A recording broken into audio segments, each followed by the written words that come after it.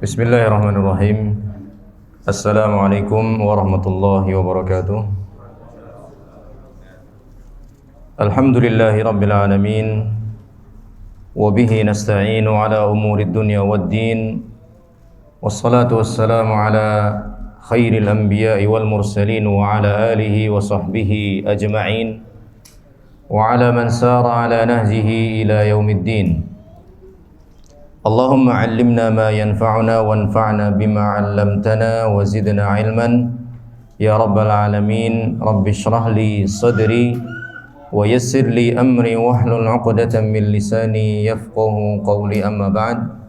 Fa inna asdaqal hadithi kitabullah wa khairal hadi Muhammadin sallallahu alaihi wasallam wa syarrul umuri muhdatsatuha fa inna kulla muhdatsatin bid'ah wa kullu bid'atin dhalalah wa kullu dhalalatin finnar. Hadirin wal hadirat rahimani Allah wa iyyakum.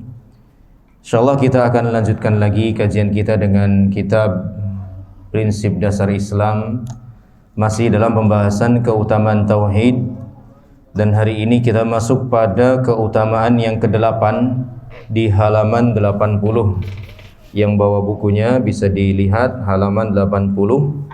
Poin ke-8, keutamaan tauhid.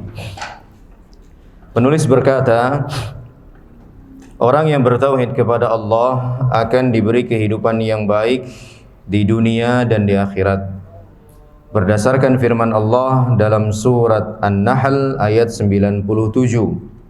Allah berfirman, "Man 'amila salihan min dzakarin aw untha wa huwa mu'min falanuhyiyannahu hayatan thayyibah." Artinya, barang siapa yang mengerjakan amal saleh, baik laki-laki ataupun perempuan, dalam keadaan beriman. Beriman berarti apa? Bertauhid. Hasilnya apa? Kami akan berikan kepadanya penghidupan yang baik, kehidupan yang baik. Apakah itu saja? Berhenti sampai di situ saja? Ternyata tidak. Allah lanjutkan lagi, wala najziyannahum ajrahum bi ahsani ma kanu ya'malun. Dan kami akan berikan balasan kepada mereka dengan pahala yang jauh lebih baik dari apa yang telah mereka kerjakan, daripada amal soleh yang dilakukan. Dua hasil yang akan didapat oleh seorang hamba: kehidupan yang baik dan balasan yang jauh lebih baik daripada amal soleh yang dilakukannya. Syaratnya ada dua. Disebutkan di awal-awal ayat ini, beramal soleh dan tentunya beriman kepada Allah Subhanahu wa ta'ala. Dan tidak ada beda apakah laki-laki ataukah perempuan, sama saja. Laki-laki dan perempuan di mata Allah Subhanahu wa ta'ala sama-sama memiliki kewajiban untuk bertauhid, untuk mengesahkan Allah Subhanahu wa ta'ala. Maka manakala seorang hamba, baik muslim ataupun muslimah, mentauhidkan Allah, beramal soleh, maka balasannya inilah yang akan didapat dari Allah Subhanahu wa ta'ala, kehidupan yang baik dan balasan yang jauh lebih baik dibandingkan amal soleh yang kita usahakan, ya. Dan ini tentu merupakan janji dari Allah Subhanahu wa ta'ala yang pasti Allah tepati. Makanya kalau kita perhatikan a'immatut tauhid, para imam-imam tauhid, mereka tidak sedikit pun merasa gentar dengan sedikitnya orang yang membersamai mereka, dengan banyaknya orang yang menyelisihi mereka. Mereka tidak gentar sama sekali, ya. Nabiullah Ibrahim alaihissalam sampai dibakar oleh kaumnya sendiri, kemudian diusir. Begitu juga Nabi Musa, Nabi Isa, Nabi kita Nabi Muhammad sallallahu alaihi wasallam tidak sedikit pun merasa gentar ketika sedikit orang yang mengikutinya atau lebih banyak orang yang menyelisihinya. Kenapa? Karena mereka benar-benar paham bahwasannya kebaikan dan keburukan itu ada di tangan Allah Subhanahu wa ta'ala, ya. Bahkan Nabi SAW mengatakan, "Lau anna an-nas ijtama'u ala an yadhurruka ma yadhurruka bi syai' illa bi syai'in qad katabahu Allahu 'alaika." Seandainya seluruh manusia bersatu padu, bersekongkol bahu-membahu untuk mencelakaimu, maka mereka sekalipun tidak dapat mencelakaimu kecuali jika Allah telah menetapkannya, kecuali jika Allah Subhanahu wa taala telah mentakdirkannya. Artinya apa? Upaya semua orang tidak akan pernah berhasil kalau Allah Subhanahu wa taala tidak menetapkannya. Dan ini, hal semacam ini tentu diyakini betul oleh para nabi-nabi Allah Subhanahu wa taala. Begitu juga imam kaum muslimin, di mana ketika mereka mendakwahkan tauhid, mereka benar-benar paham itulah yang harus dilakukan dan tidak perlu merasa takut terhadap intimidasi atau ancaman orang-orang, karena yang menentukan selamat tidaknya kita adalah Allah Subhanahu wa taala. Dan syaratnya tadi ada dua, yaitu beramal saleh yang dilandasi dengan keimanan, ya. Jadi beramal saleh tanpa keimanan saja jelas tidak ada gunanya. Amal saleh itu harus dilandasi dengan keimanan kepada Allah Subhanahu wa taala. Oleh karenanya kita jangan sampai merasa silau, ya, dengan banyaknya kegiatan atau kebaikan-kebaikan yang dilakukan oleh orang-orang kufar. Semua kebaikan yang mereka lakukan tidak ada nilainya di hadapan Allah Subhanahu wa taala karena tidak dibangun di atas tauhid, karena tidak dibangun di atas keimanan kepada Allah Subhanahu wa taala. Ini yang ke-8. Kemudian yang ke-9, tauhid akan mencegah seorang muslim dari kekekalan di dalam neraka. Artinya kalau naudzubillah min dzalik sampai harus masuk neraka dulu, minimalnya dia tidak kekal di sana, ya.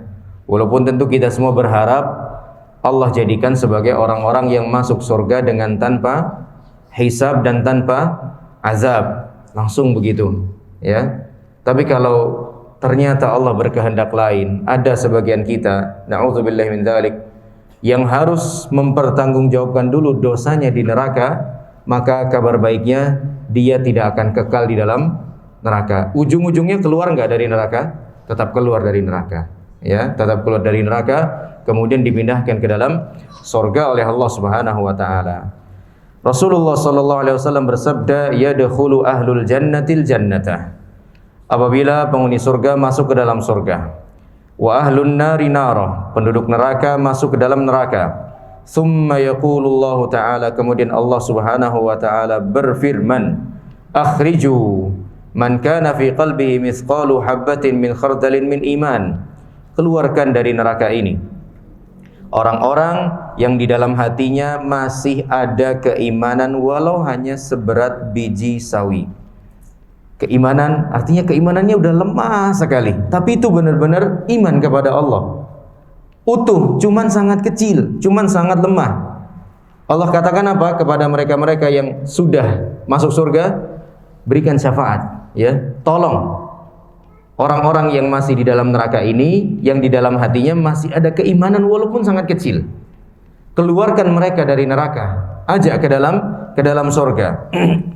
Fayukhrajuna minha, maka para penghuni neraka jahanam yang masih ada keimanan walaupun hanya sedikit itu tadi, ya, dikeluarkan mereka dari neraka.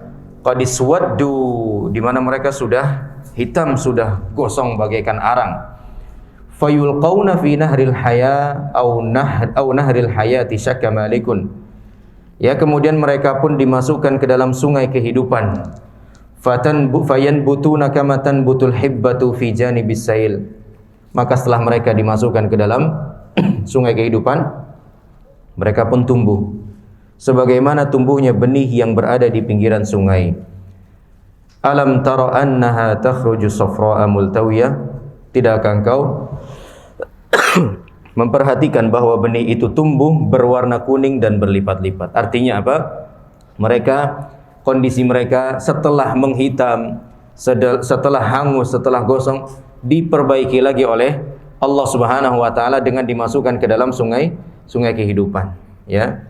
Ini kabar baik bagi sebagian kaum mukminin yang qadarullah harus mempertanggungjawabkan dulu dosanya di dalam neraka. Setidaknya dia pasti akan keluar ujung-ujungnya, ya. Setidaknya pasti dia akan keluar dari neraka, kemudian dimasukkan ke dalam surga, ya. Dan kita sebagai hamba Allah Subhanahu wa taala ya tentu banyak dosa kepada Allah Subhanahu wa taala. Dan mukaffiratuz dzunub ya, penebus-penebus dosa itu juga banyak sebenarnya. Di antara penebus-penebus dosa itu ya yang dengannya pada akhirnya dosa-dosa kita diampuni oleh Allah Subhanahu wa taala, di antaranya istighfar ya, di antaranya istighfar. Faqultu astaghfiru rabbakum innahu kana ghaffara ya. Aku berkata, yaitu Nabi Nuh alaihissalam kepada kaumnya, beristighfarlah kalian kepada Allah Subhanahu wa taala, sesungguhnya Allah Maha Pengampun. Mohonlah ampun, sungguhnya Allah Maha Pengampun. Kemudian bertaubat ya.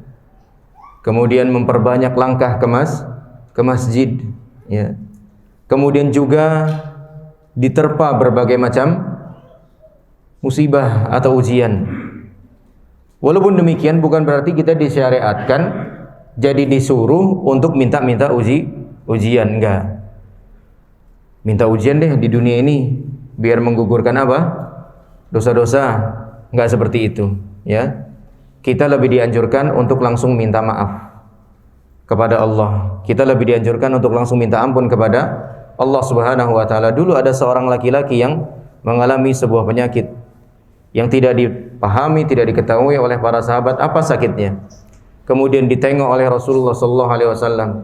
Rasul pun bertanya kepada orang yang sakit itu, apakah Anda pernah meminta sesuatu kepada Allah Subhanahu wa taala yang terkait dengan penyakit Anda ini, ya?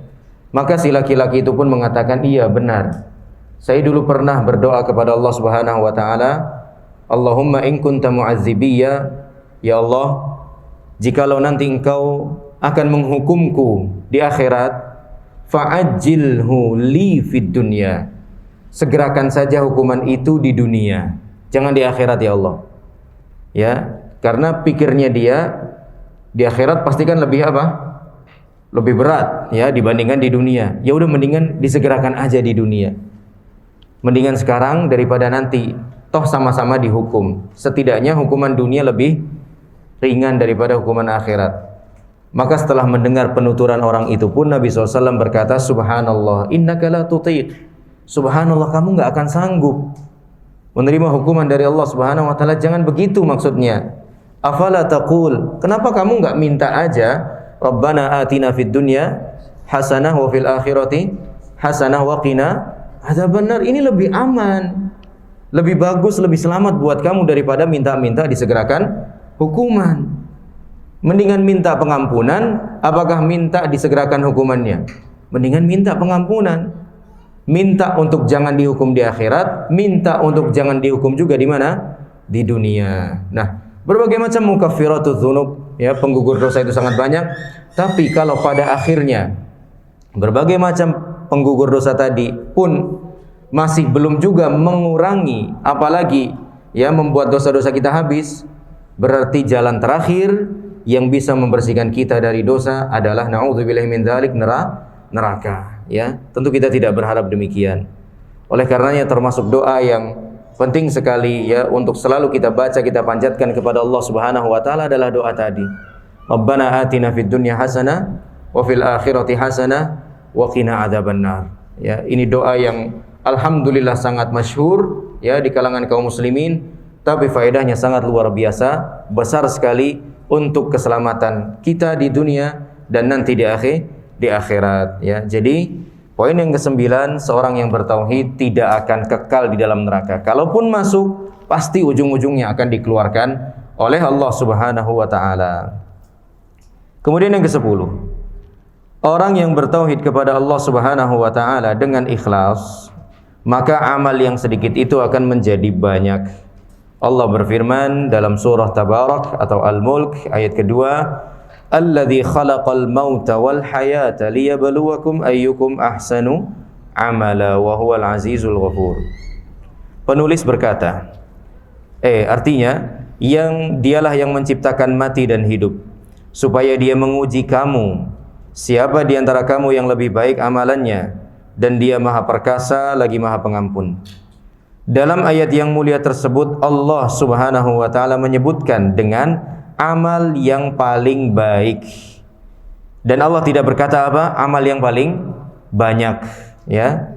Jadi yang lebih ditegaskan, lebih ditekankan oleh Allah Subhanahu wa taala dalam amal soleh kita itu kualitasnya atau kuantitasnya? Kualitasnya, ya. Enggak apa-apa biasa-biasa atau sederhana atau sedikit, yang penting berkualitas. Daripada banyak-banyak tapi tidak berkualitas, ya. Makanya salafun as-salih berkata, al-iqtisadu fis sunnah khairun minal mubalaghati fil bid'ah, ya. Al-iqtisadu fis sunnah, bersikap biasa-biasa saja terhadap sunnah, artinya melakukan sunnah yang sederhana lah, ya, potong kuku, mengucapkan salam, menebar senyum, berjabat tangan ketika berjumpa dengan muslim, itu kan sunnah yang sederhana, ya. Itu tetap jauh lebih bagus daripada totalitas dalam perbuatan yang tidak ada contohnya dari Nabi Shallallahu Alaihi Wasallam, ya. Maka dari, ya, ayat ini, kemudian juga dari ucapan salafun as-salih, kita jadi paham bahwasanya Islam ini memang dalam masalah amal soleh benar-benar menekankan masalah kualitasnya, ya. Makanya Allah mengatakan ayyukum ahsanu amala, siapakah di antara kalian yang paling bagus amalannya? Ahsan itu artinya apa? Ahsan paling baik, paling bagus. Allah tidak mengatakan ayyukum aktsaru amala, siapakah yang paling banyak amalannya. Allah nggak bilang seperti itu, ya. Dan amal dikatakan baik atau saleh bila memenuhi dua syarat, yaitu satu, ikhlas, dua, ittiba. Ittiba adalah mengikuti contoh dari Nabi Muhammad sallallahu alaihi wasallam, sebagaimana disebutkan dalam hadis bahwa kalimat la ilaha illallah pada hari kiamat lebih berat dibandingkan langit dan bumi dengan sebab keikhlasan. Oleh karenanya wajib bagi kita untuk benar-benar memurnikan kalimat tauhid dalam diri kita. Kemudian yang 11, mendapat rasa aman.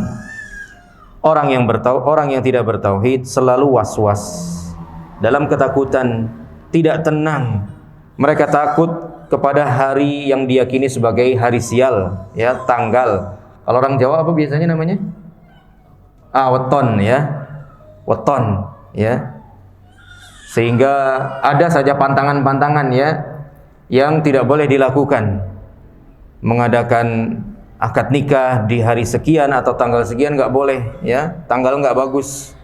Padahal nggak ada seperti itu. Semua hari baik, ya, semua hari baik. Takut tentang masa depan, ya. Kelewat nih. Takut punya anak lebih dari 2, ya. Seakan-akan kalau lebih dari 2 akan membuat dia bangkrut, ya, akan membuat dia jatuh miskin. Padahal masing-masing manusia, masing-masing orang itu sudah Allah tetapkan jatah rezekinya semenjak saat dia masih di dalam kandungan ibunya, ya. Saat usia berapa itu? 120 hari, berarti berapa bulan tuh? 3, ya? 4 bulan. Saat berusia 4 bulan Allah kirimkan seorang malaikat untuk meniupkan ruh, kemudian mencatat 4 hal pada janin tersebut, tentang rezekinya, tentang ajalnya, tentang amalnya, dan tentang kondisinya nanti. Apakah akan menjadi orang yang bahagia ataukah akan menjadi orang yang sengsara, ya. Makanya Allah Subhanahu wa taala mencela orang-orang yang membunuh anaknya karena takut kemiskinan. Khasyata imlaq nahnu narzuqukum wa iyyahum, ya. La taqtulu auladakum khasyata imlaq nahnu narzuquhum wa iyyakum. Jangan bunuh anak kalian karena takut nggak bisa ngasih makan kepada mereka, nggak bisa memenuhi kebutuhan kepada mereka. Jangan, ya. Kemudian apa kata Allah? Kamilah yang memberi rezeki kepada mereka, bukan kamu. Kamilah yang beri rezeki kepada mereka, bahkan juga kepada kamu. Kami yang ngasih, ya, kata Allah Subhanahu wa taala. Dan Allah Subhanahu wa taala sangat marah, ya, kepada orang-orang yang dulu di masa jahiliyah membunuhi anak perempuannya karena aib, ya, tidak membawa nasab orang tuanya, ya, dan seterusnya. Allah marah dan Allah mengatakan apa? Wa idzal mau'udatu su'ilat bi ayyi dzambin qutilat. Ya. Dari mana kita tahu Allah marah? Terjemahnya ayat tadi, dan ingatlah ketika bayi yang dibunuh itu, bayi perempuan yang dibunuh itu ditanya, karena dosa apa, karena salah apa kamu dibunuh? Ini kan Allah marah. Kok bisa tahu kita Allah marah? Iya, ada pembunuh, ada yang dibunuh. Idealnya yang ditanya itu siapa? Yang membunuh atau yang dibunuh? Yang membunuh. Kenapa kamu bunuh dia? Kan begitu, ya? Kenapa kamu pukul dia? Kenapa kamu sakiti dia? Kan idealnya yang ditanya itu yang pelakunya, bukan korbannya. Tapi dalam kasus ini, ya, di akhirat nanti yang Allah tanya itu bukan si pelaku pembunuhan, tapi justru yang dibunuh. Kamu kenapa dibunuh? Allah tuh sampai nggak mau ngajak bicara si pembunuh ini, ya. Karena dosa apa? Kamu salah apa sampai kamu kok dibunuh? Ya. Bi ayyi dzambin qutilat. Salah apa kamu sampai dibunuh? Ini Allah sampai nggak sudi ngomong sama orang ini. Seorang bapak, ya, yang membunuh anaknya. Itu saking marahnya Allah Subhanahu wa taala sampai-sampai Allah tidak sudi bertanya kepada si bapak pembunuh ini. Justru Allah Subhanahu wa taala malah bertanya kepada anaknya yang dibunuh, "Kamu tuh dibunuh karena apa?" Kan ini kan sudah luar biasa, ya.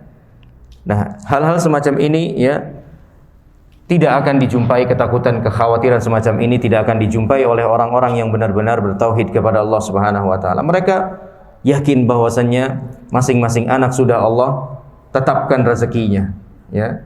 Kemudian juga mereka tetap berusaha, bukan hanya sebatas yakin, tidak dibarengi dengan usaha, itu pun salah, ya.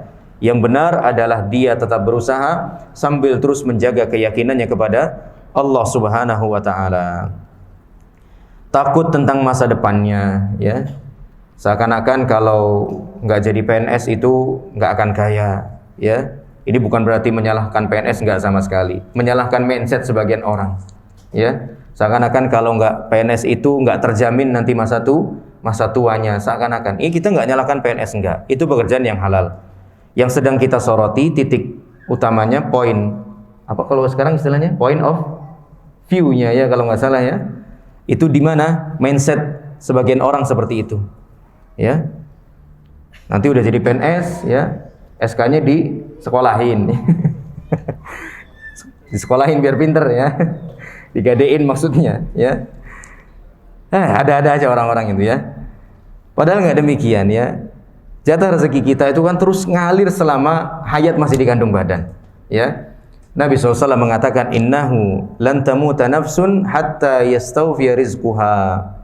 Sesungguhnya tidak ada satu jiwa pun yang akan mati kecuali jatah rezekinya sudah habis, ya, selama kita masih nafas. Selama hayat masih di kandung badan, ya. Maka selama itu juga jatah rezeki pasti akan terus ada dari Allah Subhanahu wa taala, walaupun beda-beda jenisnya, ya, jumlahnya, cara dia datang berbeda-beda, tapi yang pasti akan selalu ada, ya. Bahkan kalau kita perhatikan, ya, makhluk-makhluk Allah Subhanahu wa taala, hewan-hewan itu subhanallah ada saja rezeki yang mereka dapatkan, ya. Cicak dia bisa makan nyamuk yang terbang, ya. Padahal cicak nggak terbang, nyamuknya bisa terbang tapi dia bisa dapat, ya. Ada saja cara Allah Subhanahu wa taala menghantarkan rezeki kepada segenap makhluknya, kepada segenap hambanya. Takut hartanya lenyap dan seterusnya. Kemudian yang 12, tauhid merupakan penentu diterima atau ditolaknya amal. Ini yang paling penting nih, ya. Kita semua saat beramal soleh tentu harapan utama kita adalah agar amal kita diterima. Kalau diterima berarti menghasilkan ganjaran dari Allah Subhanahu wa taala. Nah, kalau kita mau amal soleh kita diterima, maka syarat mutlak yang tidak boleh ditinggalkan adalah tauhid, ya. Kalau tidak bertauhid, amal soleh sebanyak apapun, seluar biasa apapun, tidak ada nilainya di hadapan Allah Subhanahu wa taala, ya. Ibarat orang mau bangun rumah, ya. Semua ornamennya sudah lengkap, siap pasang, ya. Pernak-pernik rumahnya sudah lengkap, siap pasang. Tapi dia nggak pernah masang pondasinya. Kapan rumah itu akan berdiri, ya? Kapan rumah itu akan indah? Karena tidak ada pondasi yang dia mulai, yang dia bangun sebelumnya. Dan tauhid merupakan pondasi amal soleh ini, ya. Tauhid merupakan pondasi amal soleh ini. Sempurna atau tidaknya amal seseorang bergantung pada tauhidnya, ya. Makin bagus tauhidnya, makin bagus juga amal solehnya.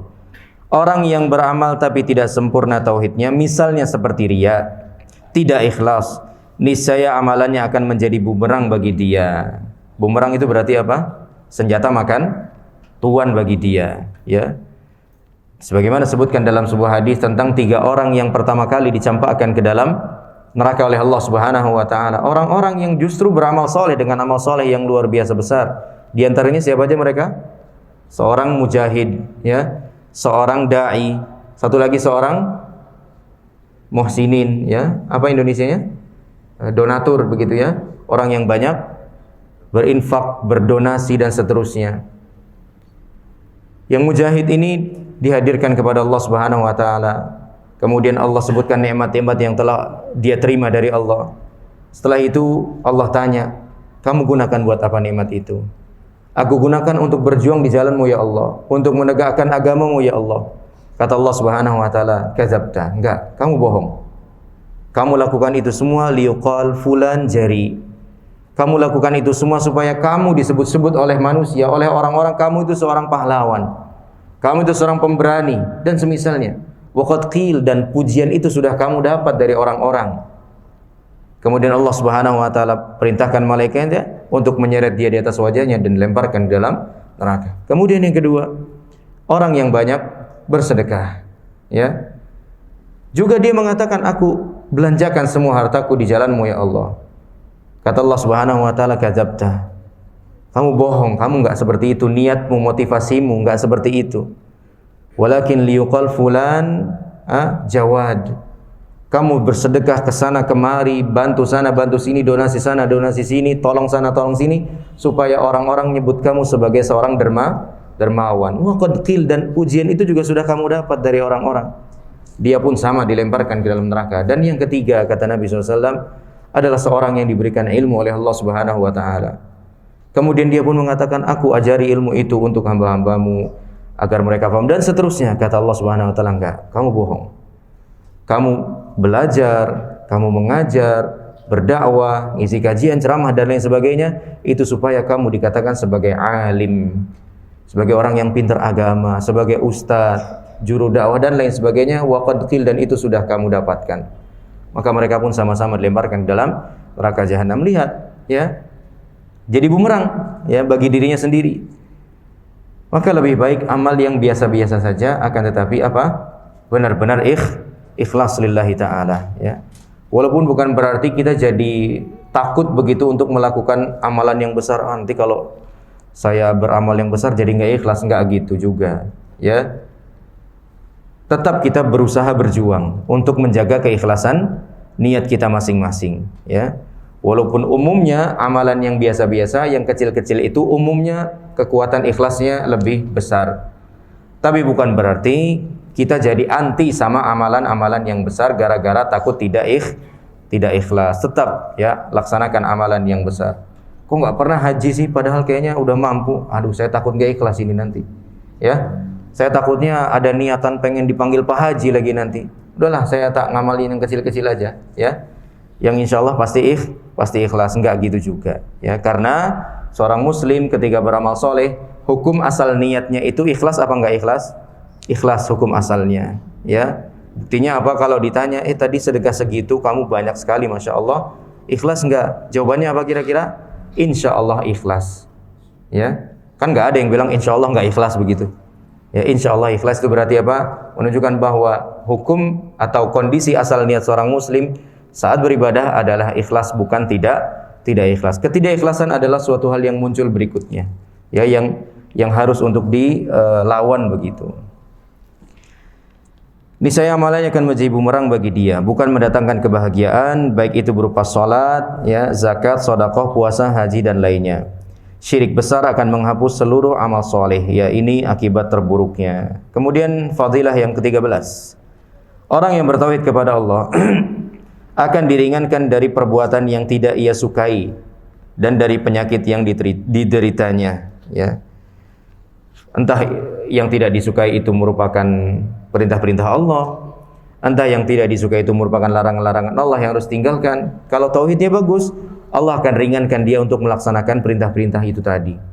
Kalau tauhidnya bagus, Allah akan ringankan dia untuk meninggalkan larangan-larangan tadi, ya. Maka saat kita susah melaksanakan perintah Allah, atau saat susah meninggalkan larangan Allah Subhanahu wa taala, berarti kita harus lebih memperbaiki tauhid kita kepada Allah Subhanahu wa taala. Termasuk penyakit yang dideritanya. Oleh karena itu, jika seorang hamba menyempurnakan tauhid dan keimanannya, niscaya kesusahan dan kesulitan yang dihadapinya dengan lapang dada, sabar, jiwa tenang, pasrah dan ridho kepada takdir Allah Subhanahu wa taala. Para ulama banyak menjelaskan bahwa orang yang sakit dan mendapatkan musibah itu harus meyakini bahwa satu, sakit yang dia derita itu suatu takdir, ketetapan dari Allah Subhanahu wa taala. Dan penyakit adalah sebagai cobaan dari Allah Subhanahu wa taala, ya. Sakit yang sedang kita alami, ya, atau musibah lainnya lah. Ekonomi kita, ya, atau keluarga kita, itu tidak lepas dari dua kemungkinan. Kalau dia bukan sebagai, ya, cobaan dari Allah Subhanahu wa taala, kalau bukan dia sebagai hukuman dari Allah Subhanahu wa taala untuk menggugurkan dosa-dosa kita, ya. Makanya kalau sedang dapat ujian, hal pertama yang harus kita lakukan dan selalu kita jaga adalah menjaga husnudzon kita kepada Allah Subhanahu wa taala. Ya. Sakit kok enggak sembuh-sembuh. Kondisi ekonomi enggak kunjung membaik. Hal pertama yang harus kita lakukan adalah husnudzon kepada Allah Subhanahu wa taala. Jangan nyalah-nyalahkan Allah Subhanahu wa taala. Ya. Allah Subhanahu wa taala tidak mungkin salah dalam apa yang Ia tetapkan. Maka kalau terjadi satu hal yang tidak kita harapkan, tidak kita inginkan, hal pertama kita harus tuduh diri kita. Introspeksi, mesti ada yang salah pada diri kita. Mesti ada yang salah pada diri kita. Kemudian kedua, hal itu disebabkan oleh perbuatan dosa dan maksiat yang kita kerjakan. Ya, dhaharal fasadu fil barri wal bahri bima kasabat aydin nas, kata Allah. Mulai tampak kerusakan di daratan dan di lautan diakibatkan apa yang diperbuat oleh ulah tangan manusia. Dan yang ketiga, hendaklah ia minta ampun dan kesembuhan kepada Allah Subhanahu wa taala, serta meyakini bahwa Allah sajalah yang dapat menyembuhkannya. Inilah tiga hal yang harus dilakukan oleh seorang hamba yang sedang diuji dengan sakit oleh Allah Subhanahu wa taala, atau bisa juga diterapkan dalam ujian yang lain. Kemudian ke-14, Masya Allah banyak sekali.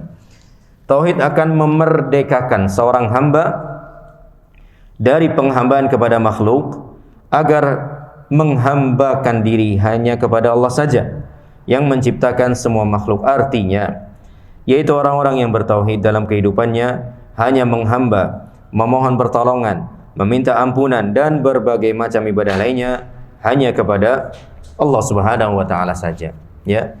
Dalam beberapa pertemuan di kajian yang lalu kita sudah sampaikan juga hal senada dengan ini, bahwa sesungguhnya dengan tauhid Allah Subhanahu wa taala sedang memuliakan kita. Bagaimana Allah Subhanahu wa taala memuliakan kita dengan tauhid? Iya. Kita dibuat oleh Allah Subhanahu wa taala hanya menghinakan diri kepada pihak yang lebih kuat, yaitu Allah Subhanahu wa taala. Kepada pihak yang lebih agung, yaitu Allah Subhanahu wa taala. Kepada pihak yang lebih mulia, yaitu Allah Subhanahu wa taala. Adapun mereka-mereka yang menyekutukan Allah Subhanahu wa taala, itu justru sedang dihinakan oleh Allah Subhanahu wa taala. Kenapa? Karena mereka menghinakan diri kepada pihak yang sebenarnya jauh lebih hina daripada mereka. Hewan-hewan, ya, atau pohon, atau batu, atau benda pusaka, atau senjata-senjata dan lain sebagainya. Hal-hal tadi dan yang semisalnya, apakah lebih mulia daripada manusia? Tidak lebih mulia daripada manusia. Jimat-jimat, ya. Hal-hal tadi ini, apakah lebih kuat daripada manusia? Tidak lebih kuat daripada manusia. Tapi kok manusia yang lebih kuat malah menghinakan diri kepada hal yang lebih rendah daripada dia? Ini kan berarti merupakan kehinaan bagi orang-orang musyrik tersebut, ya. Maka dengan tauhid sesungguhnya Allah Subhanahu wa taala sedang menjaga kemuliaan kita sebagai seorang manusia, di mana kita dibuat dan dikondisikan oleh Allah Subhanahu wa taala hanya menghinakan diri kepadanya saja, yaitu pihak yang benar-benar lebih kuat dari kita, lebih agung, lebih mulia dan segala-galanya daripada kita. Dan ini tepat, tidak salah alamat. Dan dengan tauhid juga sesungguhnya Allah Subhanahu wa taala sedang menjaga akal sehat kita, sedang menjaga kewarasan kita. Kita tidak dibiarkan oleh Allah Subhanahu wa taala menyembah kepada benda-benda yang sebenarnya jauh lebih lemah, jauh lebih hina daripada kita. Kemudian ke-15, orang yang bertauhid kepada Allah akan dimudahkan untuk melaksanakan amal kebajikan dan meninggalkan kemungkaran, serta dapat menghibur seorang dari musibah yang dialaminya. Ya, ini mirip-mirip dengan poin yang keberapa tadi? Ke-13, ya, diringankan dalam melakukan kebaikan dan diringankan dalam meninggalkan kemungkaran. Ketika nggak bisa atau belum bisa melakukan kebaikan, ya, berarti tauhidnya harus semakin diperkuat, keyakinannya kepada Allah harus semakin diperkuat.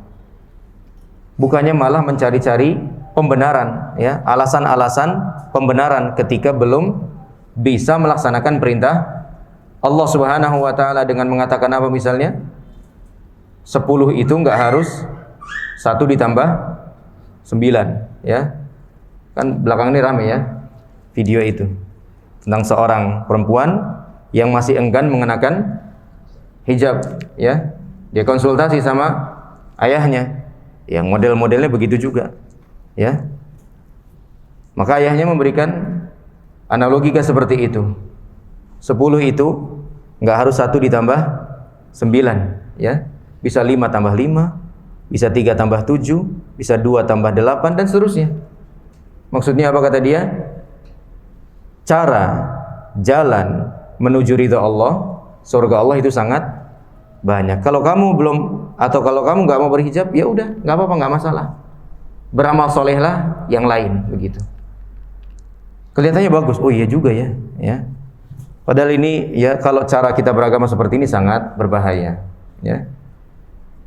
Kita terapkan cara seperti ini kepada seorang pezina misalnya, ya. Oh, kamu jadi belum bisa ninggalkan zina kamu. Ya udah nggak apa-apa, zina sana. Fadol, ya, silakan.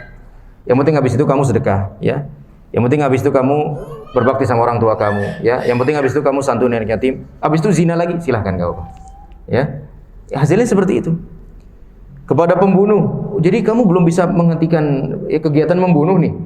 Oh, udah nggak apa-apa, lanjutin aja, ya. Bunuhin terus orang-orang. Yang penting habis itu kamu, ya, lakukan kebaikan. Karena jalan menuju ridha Allah itu sangat banyak. Ini analogika yang fasid, ya, yang sangat rusak, ya, sangat berbahaya, ya. Dan celakanya, ya, qadarullah ini dikonsumsi oleh kebanyakan kaum muslimah, ya. Ana yakin di belahan, ya, negeri kita ini pasti ada setidaknya seorang muslimah yang termakan dengan syubhat ini. Walhasil dia pun jadi makin enggan mengenakan apa? Hijabnya, ya.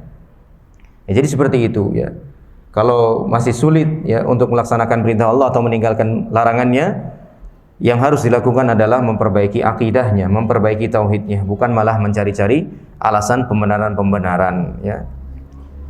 Sebagaimana Rasulullah SAW telah menganjurkan kepada umatnya agar berdoa kepada Allah Subhanahu wa ta'ala untuk memohon segala kebaikan dan dijauhkan dari berbagai macam kejelekan, serta dijadikan setiap ketentuan itu baik untuk kita. Doa yang dibaca oleh Rasulullah SAW itu adalah was'aluka an taj'ala kulla qada'in qadaitahu khairan li khairan. Dan aku mohon kepadamu, ya Allah, agar engkau menjadikan setiap ketetapan yang kau tetapkan bagiku merupakan suatu kebaikan, ya. Semua ketetapan Allah Subhanahu wa taala adalah baik, ya. Semuanya adalah baik. Walaupun mungkin ada yang membuat kita enak, nyaman, ada yang membuat kita jadi tidak enak atau tidak nyaman, tapi semuanya intinya baik. Karena hal-hal yang membuat kita nyaman, hal-hal yang membuat kita jadi enak itu menuntut kita untuk bersyukur, ya. Adapun hal yang sebaliknya yang membuat kita jadi nggak enak, nggak nyaman, seperti sakit, ya, finansial yang tidak kunjung membaik, ini menuntut kita untuk bersabar, dan dua-duanya bagus. Syukur bagus, sabar juga bagus. Kan itu kata Nabi SAW, ajaban li amril mu'min, inna amrahu kullahu khairun lah. Sungguh mengagumkan kondisinya seorang mukmin, semua kondisi dia bagus buat dia. Walaysa dzalika li ahadin illa li mu'min, dan kondisi seperti itu tidak dimiliki kecuali oleh seorang mukmin saja. In asabathu sarra'u syakara fakana khairan lah, wa in asabathu dharra'u sabara fakana khairan lah. Kalau dia mendapatkan kebaikan, dia bersyukur. Dan syukurnya itu bagus buat dia. Ya.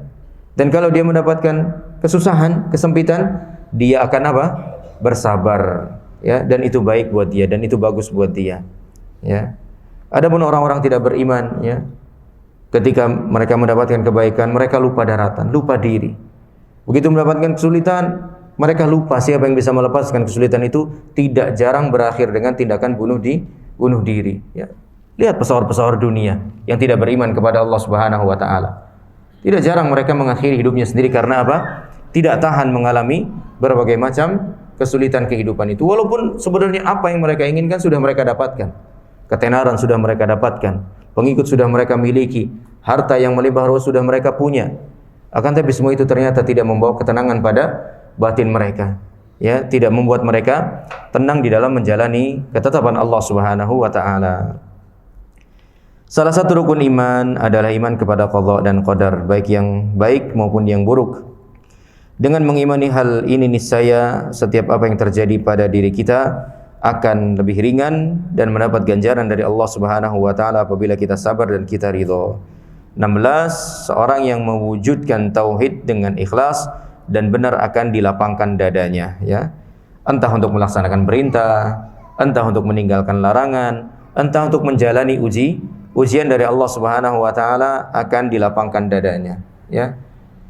Oleh karenanya ya kita mulai melatih diri kita untuk benar-benar bisa menerima ketetapan Allah Subhanahu wa taala dari hal yang kecil-kecil, ya. Dari hal yang kecil-kecil, ya. Misalnya sendal hilang, ya, atau sendal ketendang, ya, atau motor kotor lagi habis cuci padahal udah capek-capek dan lain sebagainya. Itu halnya sebenarnya kecil-kecil, ujian-ujian yang kecil-kecil, ya. Nah, dari situ kita mulai belajar menyabar-nyabarkan diri kita bahwasanya semua ketentuan ini enggak lepas dari kehendak Allah Subhanahu wa taala, ya. Tapi kalau dari hal-hal yang kecil-kecil aja kita enggak bisa terima, ya, kita bersikap melawan begitu kepada Allah Subhanahu wa taala, bagaimana nanti kalau diuji dengan hal yang lebih besar lagi, ya. Ke-17, orang yang mewujudkan tauhid dengan ikhlas, jujur dan tawakal kepada Allah dengan sempurna, maka akan masuk surga dengan tanpa hisab dan tanpa azab, alias masuk surga secara langsung, ya. Apa sifat mereka itu? Yang pertama, la yastarqun, ya, tidak minta diruqyah. Yang kedua apa? La yatatayyarun, tidak bertatoyur. Tatoyur itu beranggapan sial atau beruntung dengan sebuah pertanda, ya. Dengan sebuah pertanda. Ada enggak di masyarakat kita kebiasaan seperti ini? Ada, bahkan mungkin sangat banyak, ya. Ada mungkin sangat banyak, ya.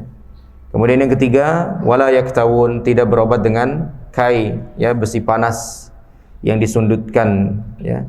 Kemudian yang keempat, wa ala rabbihim yatawakkalun, terus dan selalu bertawakal kepada Allah Subhanahu wa taala. Nah, kalau keempat syarat itu terwujud pada diri seorang muslim, maka balasan dari Allah Subhanahu wa taala adalah masuk surga dengan tanpa hisab dan tanpa azab, ya, sebagaimana jelas oleh Nabi sallallahu alaihi wasallam. Dan kita memohon kepada Allah Subhanahu wa taala agar Allah menjadikan kita dan keluarga kita sebagai orang-orang yang dimasukkan ke dalam surga oleh Allah Subhanahu wa taala dengan tanpa hisab dan tanpa azab. Sudah masuk Isya belum ini? Jamnya sudah, ya. Baik, kita kumandangkan azan salat Isya terlebih dahulu. Hah? Oh belum. Baik. Masih 2 menit lagi. Lanjut yang ke-6. Iman kepada Nabi Muhammad sallallahu alaihi wasallam. Yang pertama nasabnya dulu. Muhammad Rasulullah sallallahu alaihi wasallam. Beliau adalah Abul Qasim. Abul Qasim ini nama atau kunyahnya, ya. Muhammad bin Abdullah bin Abdul Muttalib bin Hashim bin Abdi Manaf bin Qusay bin Kilab bin Murrah bin Ka'ab bin Lu'ay bin Ghalib bin Fir bin Malik bin Nadar bin Kinanah bin Khuzaimah bin Mudrikah bin Ilyas bin Mudar bin Nizar bin Ma'ad bin Adnan, dan Adnan adalah salah satu putra Nabi Ismail bin Ibrahim Al-Khalil alaihi salatu wassalam. Jadi nasabnya Nabi Muhammad bersambungnya ke Nabi Ismail, bukan Nabi Ishaq alaihi wassalam, ya. Tapi dua-duanya ketemunya sama-sama di Nabi Ibrahim, ya. Makanya di antara julukan Nabi Ibrahim adalah Abul Anbiya, ya, bapaknya para nabi, karena lewat keturunan beliaulah lahir banyak nabi. Dari Ismail banyak, ya, Yakub dan seterusnya. Kemudian dari Ishak afwan, kemudian dari Ismail ada Nabi Muhammad sallallahu alaihi wasallam. Beliau adalah penutup para nabi dan rasul serta utusan Allah kepada seluruh manusia. Beliau adalah hamba yang tidak boleh disembah dan rasul yang tidak boleh didustakan. Nah, dua hal ini wajib diingat selalu. Beliau adalah seorang hamba dan beliau adalah seorang rasul. Ketika kita mengingat beliau adalah hamba, berarti apa? Gak boleh disembah. Ketika kita mengetahui beliau adalah rasul, berarti apa? Gak boleh didustakan, gak boleh ditolak, gak boleh ditinggalkan. Ya, maka dua hal ini harus diingat secara bersamaan. Beliau adalah sebaik-baik makhluk yang paling utama dan paling mulia di hadapan Allah Subhanahu wa taala, derajatnya paling tinggi dan kedudukannya paling dekat dengan Allah Subhanahu wa taala. Beliau diutus kepada manusia dan jin dengan membawa kebenaran dan petunjuk, yang diutus oleh Allah Subhanahu wa taala sebagai rahmat bagi alam semesta. Allah berfirman, "Wa ma arsalnaka illa rahmatan lil alamin." Dan tidaklah kami mengutusmu melainkan untuk menjadi rahmat bagi semesta alam. Dan benar, ya, syariat yang dibawa oleh Nabi sallallahu alaihi wasallam benar-benar membawa rahmat bagi semesta alam, bukan hanya bagi kaum muslimin saja. Bahkan bagi orang kafir juga sama. Ya, mana ada agama yang menjamin keselamatan orang yang tidak seagama dengannya kecuali Islam, ya. Islam, ya, syariat ini boleh Nabi SAW itu menjamin keamanan orang-orang yang tidak beragama Islam. Mereka tidak boleh dibunuh. Bahkan seorang muslim yang membunuh mereka bisa sampai diancam oleh Nabi SAW untuk tidak masuk surga atau diakhirkan masuk surganya. Man qatala zimmiyan aw mu'ahadan lam yarih raihatal jannah.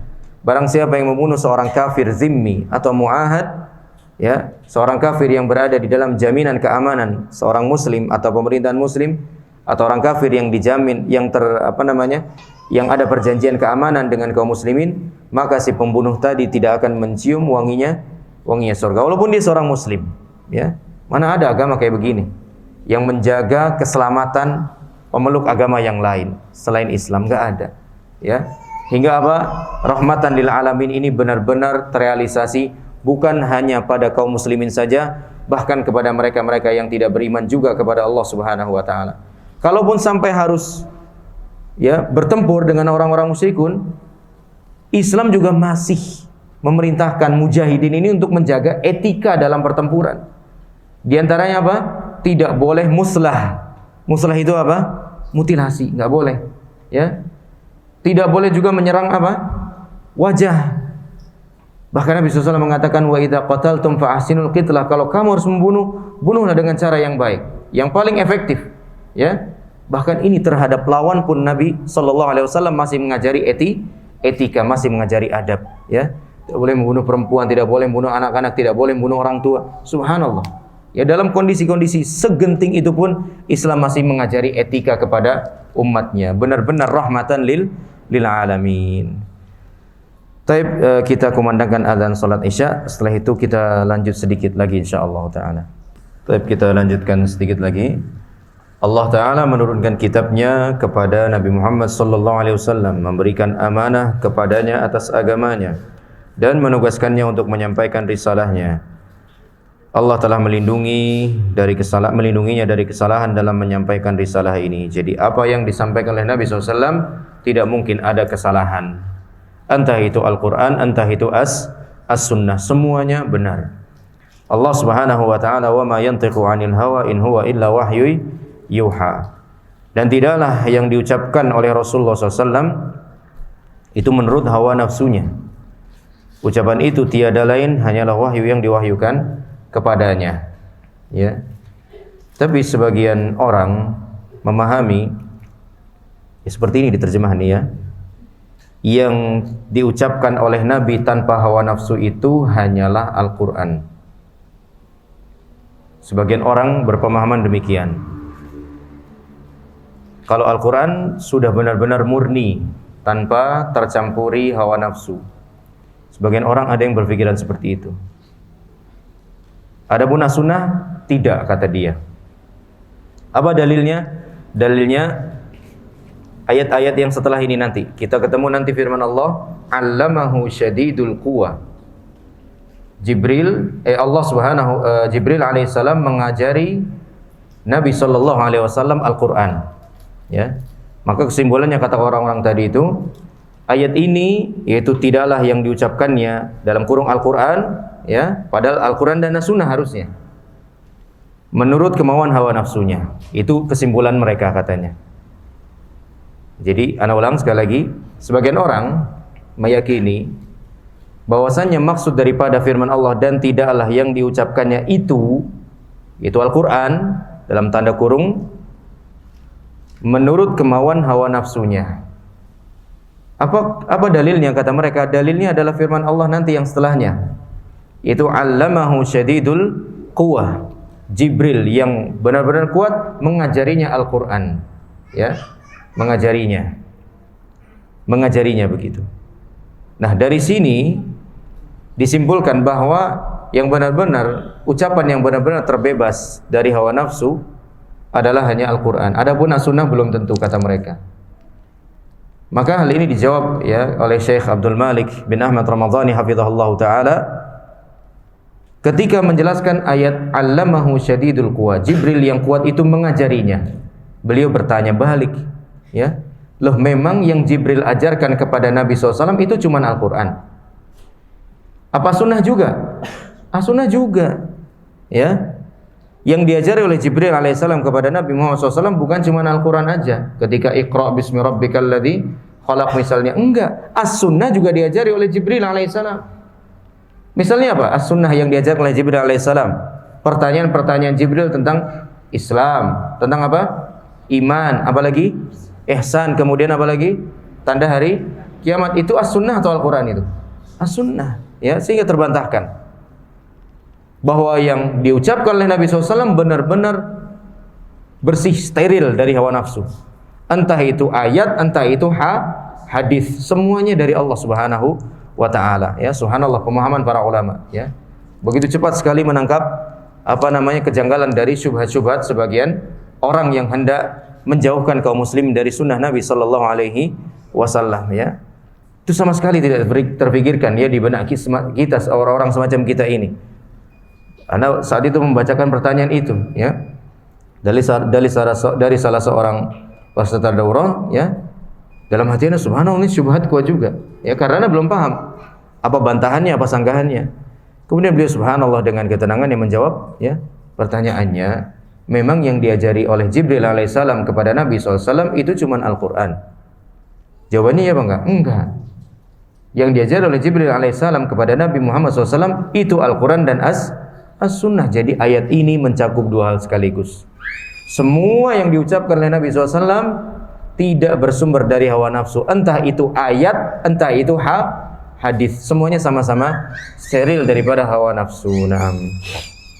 Ahlussunnah wal jamaah mengimani bahwa Allah Ta'ala mendukung, menguatkan Nabi-Nya Sallallahu Alaihi Wasallam dengan mukjizat-mukjizat yang nyata dan ayat-ayat yang jelas. Dan di antara mukjizat tersebut yang terbesar adalah Al-Quran, ya, yang dengannya Allah mengemukakan tantangan kepada umat yang paling fasih dan paling mendalam bahasanya serta paling mampu bermantik atau berlogika, yaitu orang-orang Arab saat itu. Ya, mereka suatu hal yang menjadi kebanggaan mereka adalah saat ada seorang yang jago bersyair di tengah-tengah mereka, di tengah keluarga mereka.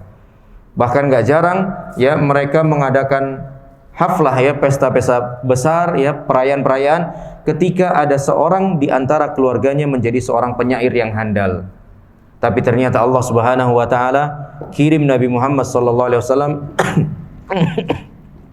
dengan membawa Al-Qur'an, ya. Kemudian Allah Subhanahu wa taala tantang mereka untuk membuat syair yang dapat menandingi Al-Qur'an.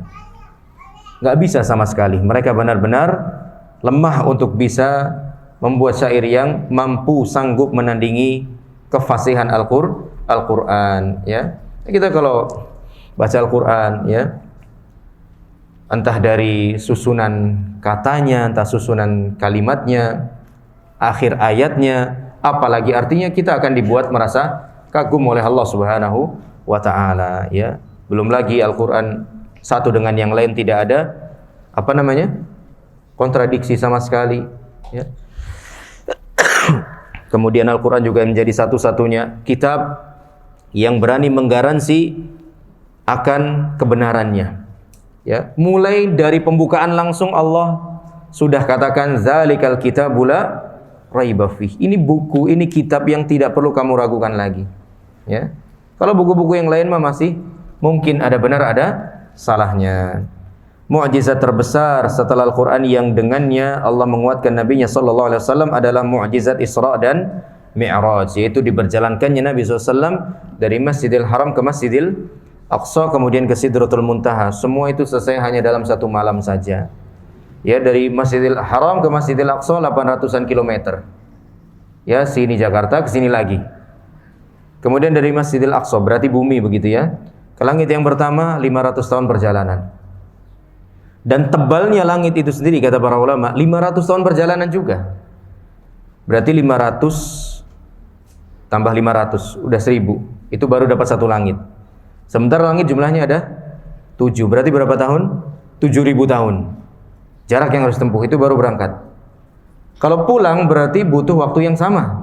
Ya, 7000 tahun juga. Kalau dibuat abad berarti berapa? 14 abad. Ya, 14 abad. Kemudian sampai lagi ke Mekah. Semua itu selesai hanya dalam satu malam saja. Yang sampai sekarang pun belum ada teknologi yang bisa membawa manusia dalam perjalanan yang secepat itu. Dan itu benar-benar nyata. Ruhan wa jasadan. Ruh dan jasadnya Nabi SAW benar-benar. Ya, tidak sebagaimana yang dikaburkan oleh sebagian orang, itu cuman dalam mimpinya saya. Kalau mimpi yang ngapain, gak ada yang istimewa jadinya. Ya, namanya cuman mimpi. Mimpi mau sampai mana aja juga ya biasa aja, namanya mimpi. Ini benar-benar nyata, real. Ya, maka di sini disebutkan ya, mukjizat yang terbesar setelah Al-Qur'an adalah peristiwa Isra wal Mi'raj, yaitu dibawanya Nabi Muhammad sallallahu alaihi wasallam ya oleh malaikat Jibril pada suatu malam ke Makkah, ke Baitul Maqdis, kemudian ke langit sampai ke Sidratul Muntaha. Dan beliau melakukan Isra dan Mi'raj dengan ruh dan jasadnya dalam keadaan sadar, ya, dalam keadaan sadar. Ini kan mukjizat luar biasa, ya. Juga mukjizat yang lainnya, ya. Tapi jangan disama-samakan sama orang-orang yang ngaku-ngaku, ya, udah sholat Jumat duluan di Masjidil Haram, ya. Loh, kok nggak sholat Jumat itu? Udah sholat Jumat duluan di Masjidil Haram. Oh, itu bohong itu ya. Wong di sini jam 12, berarti di sana jam berapa? Sana kan lebih lambat ya. Jam 8-an pagi ya. Jam 8 pagi udah sholat Jumat po, kan belum, ya. Belum sholat Jumat, ya. Jangan disama-samakan dua peristiwa itu ya, sangat berbeda.